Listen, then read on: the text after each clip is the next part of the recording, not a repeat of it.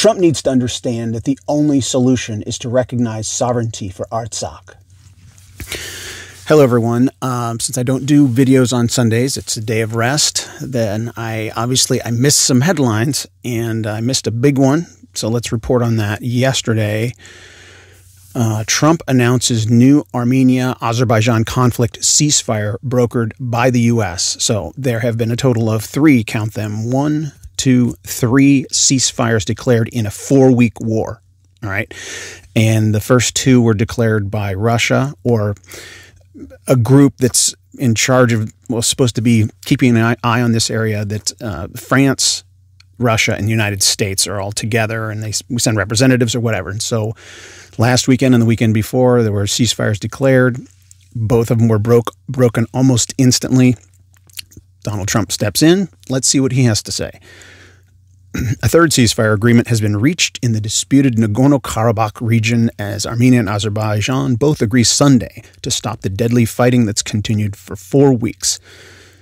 After taking the stage at a campaign stop in New Hampshire, President Trump tweeted his congratulations Sunday to the Armenian Prime Minister, Nikol Pashinyan, and Azerbaijani President Ilham Aliyev.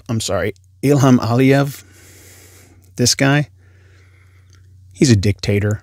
Okay, we in the West, most of you watching this, we're used to voting and people recognizing human rights and, the will of the people, etc. We kind of want to get along. It's ethnocentrism. We're just in our own little bubble thinking everybody thinks the same way. There are countries around the world that kill other people at will, that don't look at other people as human or as valuable. And dictatorships tend to do that, authoritarian. So I'm just putting my 2 cents in there. Sorry, didn't mean to interrupt. Oh, so let me just read Trump's tweet here. Congratulations to Armenian Prime Minister and the President of Azerbaijan, who just agreed to adhere to a ceasefire effective at midnight. Many lives will be saved. Proud of my team. As you're referencing Pompeo, and then the Deputy Secretary of State, Steve Biegun, and the White House National Security Council for getting the deal done. A deal brokered by the U.S. comes after Armenian Foreign Minister Zorheb Natsakhanyan and Azerbaijani Foreign Minister Ceyhun Bayramov met with Begin on Saturday in Washington, D.C. Russia has tried to broker a ceasefire in the region twice before this month, but both frayed immediately as both Armenia and Azerbaijan accused each other of violations. All right, Trump has something to say here. Where is it? This time, the U.S. facilitated intensive negotiations among the foreign ministers and the Minsk Group co-chairs to move Armenia. The Minsk Group is what I was referring to, Russia, France, and the United States. They've been trying to get this peaceful resolution. Trump, French President Emmanuel Macron, and Russian President Vladimir Putin first issued a joint statement on October 1st. So that was the first ceasefire call. Where is it? What does Trump say? It's something funny he says. Where is it? Okay. Earlier Sunday, Trump vowed at a re-election campaign event in Londonderry, New Hampshire, to get the conflict straightened out. Look at Armenia. They're incredible people. They're fighting like hell, Trump said. Yesterday in Ohio, we had a tremendous group of Armenians with the flags and the spirit and the problems that they have, the deaths, the fighting, and everything else. We'll get that straightened out. I call that an easy one. I think later on, maybe it's not in this article, he's like, hey, look what I'm doing in the Middle East with Israel and these peace deals. He calls this an easy one. That's kind of funny. He's comparing it to Israel, and there are a lot of similarities, but I'll do a separate episode talking about the similarities and differences between this and Israel. But is this ceasefire going to hold? Is it going to hold? He just issued it. It just took effect this morning, and well, look at the BBC. Nagorno Karabakh conflict, U.S. brokered ceasefire phrase soon after starting. So even Trump and all his braggadocio, it's going to be an easy one. It's no different. It made no difference. The U.S. brokered ceasefire had been announced in Washington on Sunday, and this is this morning. 2 other ceasefires agreed earlier this month. The humanitarian ceasefire was announced on Sunday in a joint statement released by the U.S., Armenian, and Azerbaijani governments. It came into effect at 8 o'clock local time on Monday.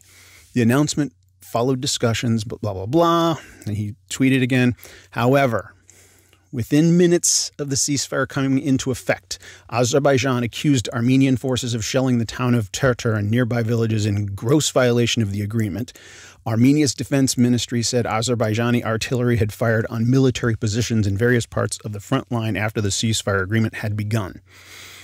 In a post on Facebook, Armenian Prime Minister Nikol Pashinyan insisted his country continues to strictly adhere to the ceasefire regime, and I believe him.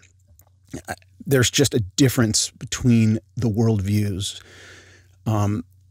In the president of Azerbaijan's original statements, like, yeah, we're willing to cease fire. We're willing to cease fire as long as they remove themselves from occupied territories. And that's the issue.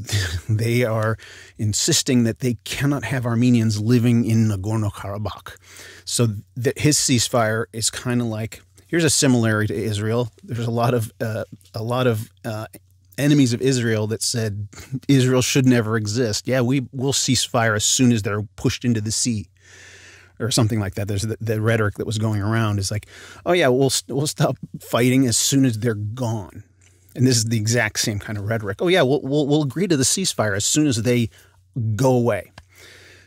All right, so President Trump, listen very carefully. The only solution to this is to recognize sovereignty for Artsakh. All right, I've got one more thing I'm going to show you. This is I showed him. This is Jacob Persley. He's a missionary in Armenia right now. He used to be in Turkey for 15 years. And but before I show this video, I do want you to subscribe. We've got to spread the word. We've got to get the word out. Like, this war is not going to end with ceasefires, obviously, unless you put boots on the ground to defend one side or the other. So which side are we going to pick? Well, we should certainly pick the Armenian side. But short of putting boots on the ground, which is a last resort, recognition for the statehood for Artsakh. So subscribe to this channel and share this video, and then go to Jacob's channel and subscribe to his channel and share his videos. Let me just give you a little snippet of what Jacob has to say. If that we need help to defend. We also need to declare that the Republic of Artsakh is sovereign, and it needs to be officially recognized in the United States and in other countries. That will help immensely put pressure. So those are two things that I think really need to happen. All right. So he's seconding, or I'm seconding his, the only solution. Well, he's talking about the two solutions are send boots on the ground. Like, we need a strong defender of the weak. The next video I'm going to do today, I'm going to talk about the war atrocities, the war crimes, some of the execution of prisoners of war, and the bombing of civilians, and the use of illegal munitions. You know, in the global community, we've passed some laws. These kinds of weapons are illegal. It sounds kind of strange in war, but you know, we all live on one planet, and so there are certain types of bombs. Yeah, you can bomb buildings, but these kind of bombs or these kind of weapons are more lethal to civilians, and so we shouldn't use. There's rules that are passed that people are supposed to adhere to, and Azerbaijan is raising its head kind of as a terrorist state. I'm going to do that. I'm going to post that segment a little bit later. But go to Jacob's YouTube channel, Jacob Persley. Here it is, Jacob Persley.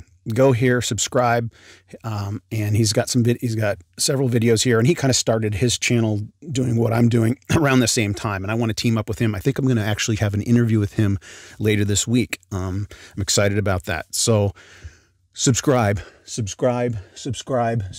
share, and press the notification bell, and come back and watch more videos.